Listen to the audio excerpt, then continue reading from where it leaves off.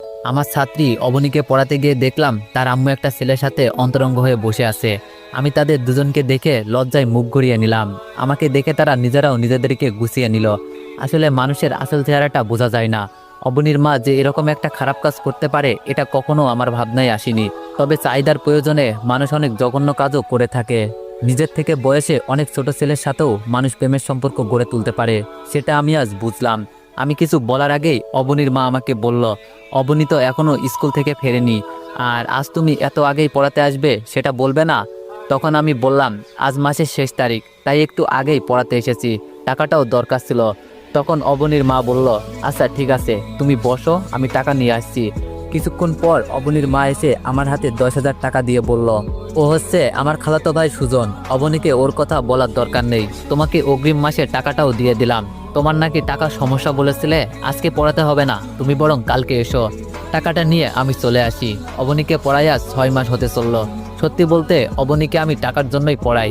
অবনীর বাবার টাকা পয়সার কোনো অভাব নেই, তাই বাবা বিদেশে থাকেন, তাই আমাকে মাস শেষে 5,000 টাকা দিতে কোনো সমস্যা হয় না। 10,000 টাকা পেয়ে সেখান থেকে মাকে 4,000 টাকা দিলাম, আর বোনকে 1,000 টাকা। বাকিগুলো আমার প্রয়োজনে কাজে লাগবে, রেখে দিলাম। মাকে দেওয়া এটা আমার প্রথম কোনো উপহার। আমি এর আগে কখনো মাকে টাকা দিইনি। টাকা দেওয়ার পর মায়ের চোখে যে আনন্দটা দেখেছিলাম সেটার কাছে পৃথিবীর সব আনন্দ তুচ্ছ।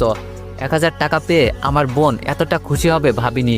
কিন্তু যখন টাকা পেয়ে সে আমাকে খুশিতে জড়িয়ে ধরে ভাইয়া বলল, তখন মনে হলো এমন বোনের জন্য জীবনে কিছু করতে না পারলে জীবনের কাছে ঋণী হয়ে থাকবো।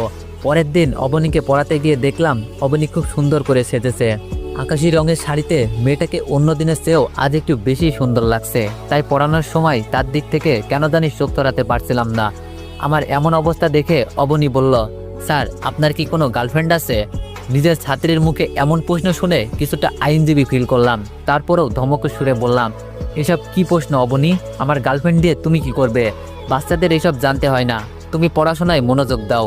তখন অবনী বলল, কে পিসি, দেখেন আমি কত বড় হয়ে গেছি, আর ক্লাস 9-এ পড়া একটা মেয়েকে বাচ্চা বলা মোটেও উচিত না। আমার এক বান্ধবীর বিয়ে হয়েছে, বাচ্চার মাও হয়ে গেছে, আর আপনি আমাকে বাচ্চা বলছেন? অবনীর কথাই ঠিক, অবনীকে আজ মোটেও বাচ্চা বাচ্চা লাগছে না, বড়ই মনে হচ্ছে। শাড়ি পরলে ছোট মেয়েদেরকেও অনেক বড় মনে হয়, অবনীকেও আজ বড়দের মতোই মনে হচ্ছে। আমি অবনীর কথা এড়িয়ে যাওয়ার চেষ্টা করলেও পারলাম না।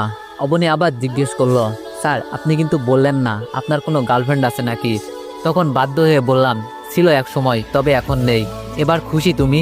তোমার প্রশ্নের উত্তর খুঁজে পেয়েছো। তখন অবনীর চোখে মুখে অনেক আনন্দ দেখতে পেলাম। আমার গার্লফ্রেন্ড নেই শুনে অবনী এতটা খুশি হলো কেন বুঝতে পারলাম না। প্রায় 6 মাস পর হঠাৎ করে জানতে পারলাম